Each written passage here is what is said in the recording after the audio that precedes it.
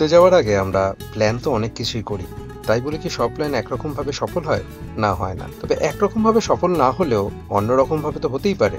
যেমন গত 15ই আগস্ট স্বাধীনতা দিবসের দিন প্ল্যান ছিল 4 বন্ধু বাইক রাইডে যাব কলকাতার কাছের কোনো জেলায়, কিন্তু পরপর আমরা 3 বন্ধু প্রায় অসুস্থ হয়ে পড়ি, বাইক রাইডটা ক্যান্সেল করতে হয়। কিন্তু ঘোরার প্ল্যানটা কিন্তু ভেস্তে যায় না, জাস্ট রাইডটাকে ড্রাইভ করে নেওয়া।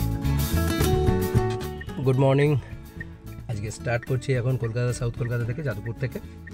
এরপরে পিক করব সুমিতকে, তারপরে জানা এবং কৌশিককে, দেন বেরিয়ে পড়ব।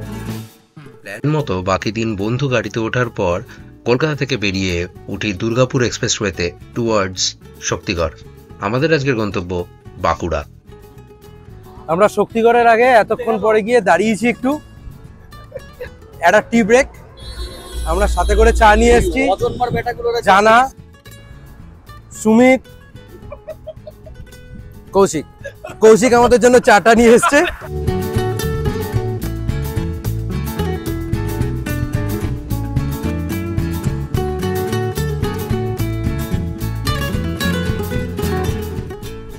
আমরা অনেকটা রাস্তায় চলে এসেছি। বাই দ্য ওয়ে, এটা বলা হয়নি আমরা কোথায় যাচ্ছি। আমরা বাঁকুড়ায় যাচ্ছি।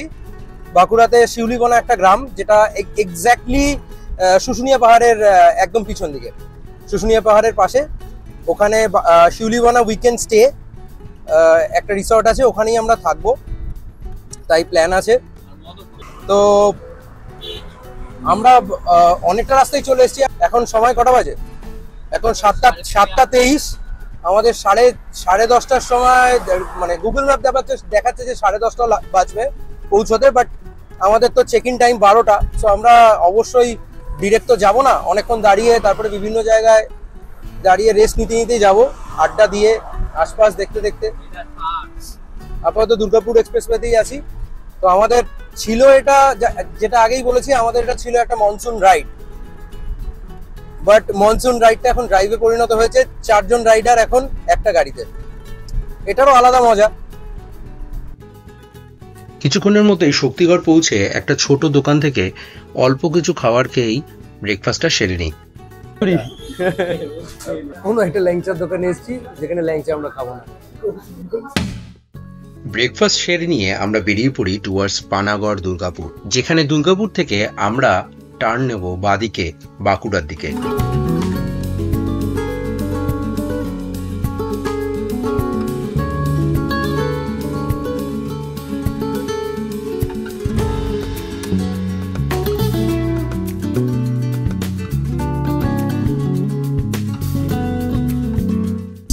আমরা এখন কোথায়?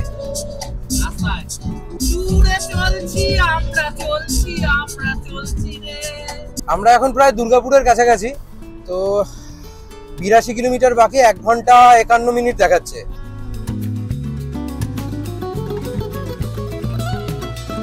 দুর্গাপুর এক্সপ্রেসওয়ে ছেড়ে বাদিক দিয়ে দুর্গাপুর ব্যারেজ ক্রস করে আমরা এগিয়ে যাই বাঁকুড়ার দিকে। দুর্গাপুর ব্যারেজের উপরে রাস্তাটা যথেষ্ট খারাপ ছিল ঠিকই, কিন্তু তারপর থেকে রাস্তা যথেষ্ট সুন্দর, সাথে সাথে আশপাশের প্রাকৃতিক সৌন্দর্যটাও অনেক বেশি। দুর্গাপুর ব্যারেজের কিছু লক গেট খোলা ছিল, তাই সেই জলের স্রোতের উপরে রোদের আলো পড়ে বেশ সুন্দর লাগছিল, যদিও পাশের রেলিংগুলোর জন্য স্পষ্টভাবে দেখা যাচ্ছিল না।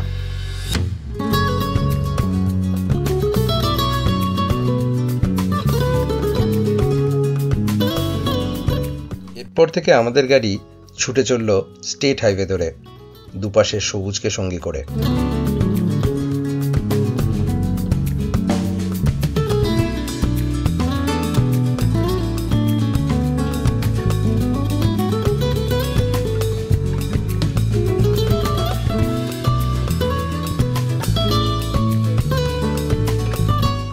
প্ল্যানটা আমাদের মনসুন রাইডের হলেও তখনও অবধি কোনো রকম বৃষ্টির দেখা পাইনি, বরং ঝলমলে রোদের মাঝে এরকম তুলোর মতন সাদা মেঘ নীল আকাশে দেখতে পেলে জানান দেয় শরৎ আসছে, পুজো আসছে। বেশ খানিকটা পথ পেরোনোর পরে হঠাৎই আকাশের মুখ ভার করে এলো। যেই ঝলমলে রোদের আকাশের কথা বলছিলাম, সেই আকাশ এখন পুরো কালো ঘন মেঘে ঢাকা। দুপাশে সবুজ ফাঁকা মাঠ এবং মাঝখানে সরু রাস্তা দিয়ে এগিয়ে চলেছি আমরা। আর সামনেই বোধহয় অপেক্ষা করছে বৃষ্টি আমাদের জন্যে।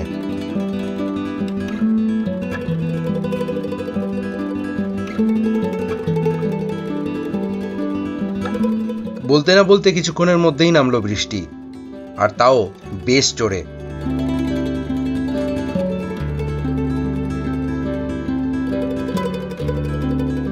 বৃষ্টির জলে চারিপাশের ক্ষেত আর গাছগুলো যখন আরো বেশি সবুজ হয়ে উঠেছে, তখনই কিছুটা পথ এগোনোর পর দেখতে পাওয়া যায় শুশুনিয়া পাহাড় দূরে কোনোভাবে একটা উকি মারছে। গুগল ম্যাপকে ভরসা করে চললেও শেষের দিকের রাস্তাটা স্থানীয় কিছু মানুষ দেখতে পেয়ে তাদের কাছ থেকে জেনে নিই। শিউলিবনার কাছাকাছি ইন্টারনেটের পরিষেবা তেমন একটা ভালো নয়, তাই জন্য অফলাইন ম্যাপ ডাউনলোড করে রাখাটাই ভালো।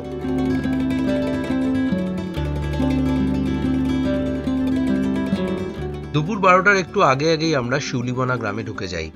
এই গ্রামটা একদমই শুশুনিয়া পাহাড়ের গায়ে, কিন্তু আমাদের আজকের থাকার রিসর্টটা রাস্তা থেকে দেখতে পাওয়া যায় না, তাই শেষের দিকে ওই মাঠের মাঝে জঙ্গলের মাঝে রিসর্টটা খুঁজে পাওয়া একটু কঠিন।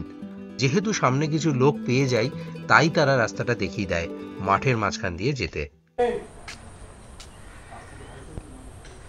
শিউলিবনা উইকেন্ড স্টে, এই কটেজগুলো প্রথম কটেজটা আমাদের, এরকম টোটাল 5টা কটেজ আছে এখানে।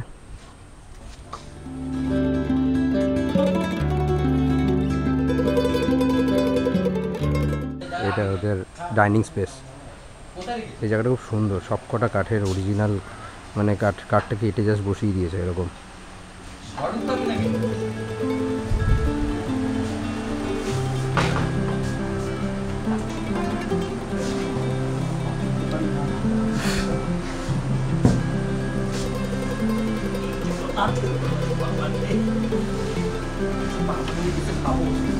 পুরো একটা গাছের ওয়েট।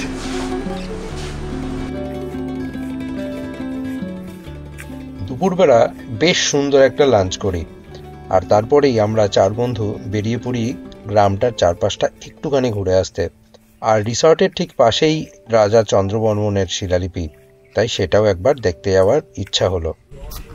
রাতে দুপুরের খাবারের পর হাঁটতে বেরিয়ে ভাবলাম, ঠিক রিসর্টের পাশে যখন রাজা চন্দ্রবর্মনের শিলালিপি রাস্তাটা আছে, একবার ওইদিকে এগিয়ে দেখি যদি কিছুটা পৌঁছতে পারি। জানি না কতটা দূর।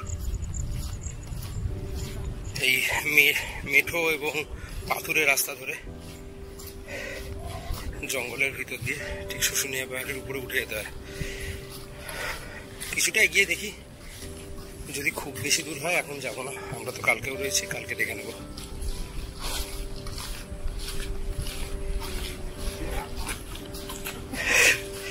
বাঘ দেখেছিস? শুশুনিয়া পাহাড়ে যেই দিকে ওয়াটারফলটা আছে সেই দিকটাকে যদি সামনের দিক হিসাবে ধরা হয়, এই দিকটাকে শুশুনিয়া পাহাড়ের পিছনের দিক বলেও ধরতে পারি। এই রাস্তাটা দিয়ে রাজা চন্দ্রবর্মনের শিলালিপি দেখতে যাওয়া যায়, যেটা শুশুনিয়া পাহাড়ের উপরেই রয়েছে। এই রাজা চন্দ্রবর্মনের শিলালিপি, এটা কিন্তু শুশুনিয়া পাহাড় ঘুরতে আসার খুব গুরুত্বপূর্ণ একটা সাইট সিন স্পট।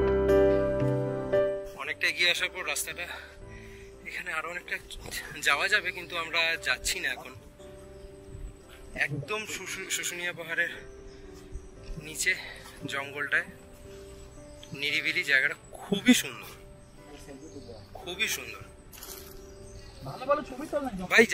জায়গাটার দারুণ একদম। আমি গাছে উঠে যাচ্ছি প্রকৃতির এত কাছে এসে, আর এই সময় একটা জঙ্গল এক্সপেরিয়েন্স করাটা খুব এক্স্যাক্টলি। বৃষ্টির সময় সবুজটা আরো বেশি সবুজ লাগে।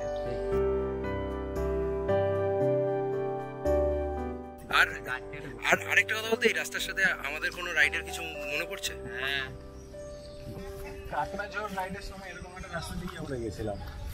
এক্স্যাক্টলি, অজানা, তখন অজানা রাস্তা। হ্যাঁ, আমরা ওয়েস্ট বেঙ্গল থেকে তখন ওই ঝাড়খণ্ডে চলে গেছিলাম।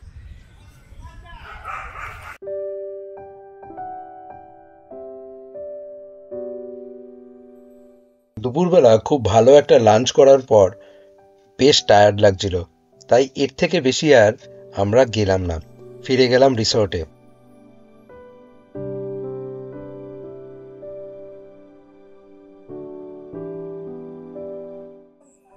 আমরা আমরা দুপুরবেলা এখানেই খাওয়া দাওয়া করেছিলাম, এটা ওদের ডাইনিং এরিয়া।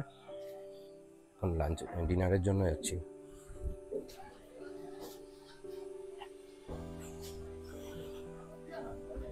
ও কৌশিক জানে সিটিং এর একই জায়গায় বসে এখানে প্রত্যেকটা দেখ, টেবিল থেকে শুরু করে চেয়ার পুরোটাই সব অরিজিনাল, সব গাছের গুড়ি কেটে পুরো ডাইরেক্ট করা, কোনো আর্টিফিশিয়ালি কোনো কিছু করা নেই।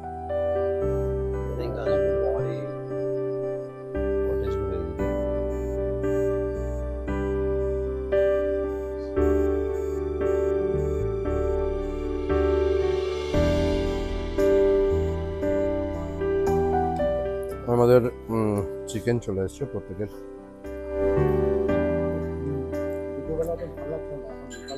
জানা শুধু চিকেন খাবে না, তাই জন্য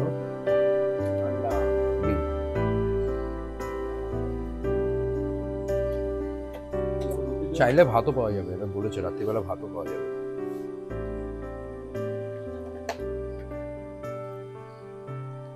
পরের দিনের সাইট সিন এবং আশেপাশের অঞ্চল ঘুরে দেখা, এছাড়াও বাড়ি ফেরার পথে জয়পুর জঙ্গল ঘোরার গল্প পরের ভিডিওতে আসবে।